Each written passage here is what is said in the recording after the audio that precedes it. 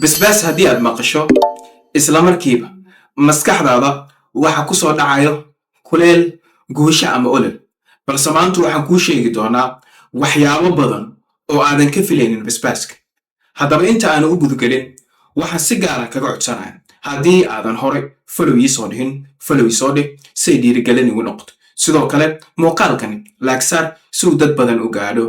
qaybta hoose commentiga kusoo qor halkaad iga daawanaysid mahadsanid basbaasku waa mid ka mid ah miraha amaba qudaarta dalkeena ka baxa waxaana ku jira maado muhiim u ah ee loo yaqaano capsaicin maadadan waa waxa basbaaska ka dhiga kuleelka amaba ololka u yeela waana xanuun baabi'iye dabiici ah inta badan waxaa laga sameeyaa qaar ka mid ah daawooyinka xanuun baabi'iya gaar ahaan xanuunada ka dhasha neerfaha daawooyinkaas waxaa ka mid ah capsaicin cream sida aad sawirka ka aragtaan dawadan waxaa lagula tacaalaa ama lagu joojiyaa xanuunada ku imaada kalagoosyada neerfaha iyo murqaha sidoo kale maadadan capsaicinka loo yaqaano waxay ka qayb qaadataa isku dheelitirka miisaanka jirka oo waxay gubtaa amaba yareysaa xeerta amaba baruurta jirka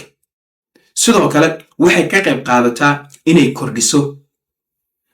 qaadashada ama isticmaalka tamarta jirka ku kaydsan mar walbo si xad dhaaf ah loo qaato tamarta jirkaaga ku kaydsan miisaankaaga hoos ayuu u dhacaya maadadan waxay caawisaa dheefshiidka gaar ahaan dadka ka cabanayo calool xiranka ama calool istaagga balse waa inaad iska hubeysaa maahan inaad si xad dhaaf u qaadato haddii aad si xad dhaaf u qaadato shuban iyo calool xanuun bay kuu keenaysaa balse haddii aad xaddi yar oo aan badneed aad qaadatid aad ayay kaga caawinaysaa calool xiranka ama calool istaagga waayo dheefshiidka ayay aad u caawisaa maadadan sidoo kale maadadan waxay muhiim u tahay amaba ay xoojisaa difaaca jirka waayo waxay hoos u dhigtaa ama yareysaa caabuqa jirka sidoo kale basbaaska gaduudan amaba cas ama cayenne pepperka wuxuu aad ugu wanaagsan yahay amaba sare u qaadaa caafimaadka wadnaha waayo wuxuu ka hortagaa xinjirowga dhiigga ayuu ka hortagaa iyo strooga amaba faaliga hadba sidaa u taqaanin sidoo kale basbaaska gaduudan amaba cas ama cayenne pepperka wuxuu hoos u dhigaa kolestaroolka xun islamarkaasna wuxuu sare u qaadaa kolestaroolka fiican ee jirka basbaasku wuxuu qani ku yahay amaba ka buuxa noocyada kala duwan ee fitaminada sida vitamin c vitamin a vitamin k iyo vitamin e sidoo kale waxaa ku jira noocyada kala duwan ee vitamin b complex sida thiamine riboflavin iyo niacin sidoo kale waxaa ku jira macdanta jirka muhiimku ah sida calcium iron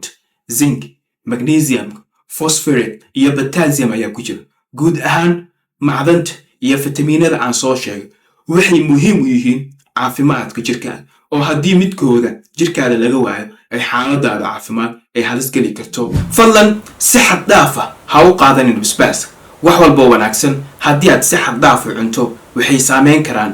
caafimaadka jirkaaga haddii aad dareento inuu basbaaska laabjeex amaba gaaska ugu kicinayo iska jooji qaadashadiisa sidoo kale basbaaska oo si xad dhaaf loo qaato waxay kiciyaan laabjeex amaba gaaska sidoo kale waxay kuu keeni karaan olol afka iyo xilliyada aad saxroonaysid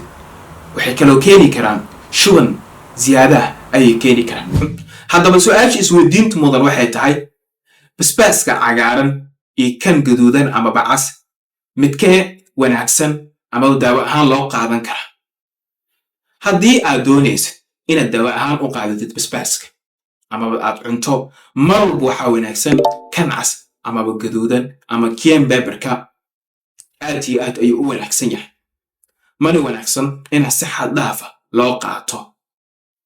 waxaan si gaar kaga codsanayaa inaad subscribe ii saarto youtube channelka sidoo kale aad like saarto si uu dad badan u gaadho haddii aad doonaysid cudurka amaba xanuun aan ka soo hadlo qaybta hoose commentiga kusoo qor insha allah waan ka soo hadli doonaa wixii su'aalaha sidoo kale qaybta hoose commentiga igu reeb mahadsanid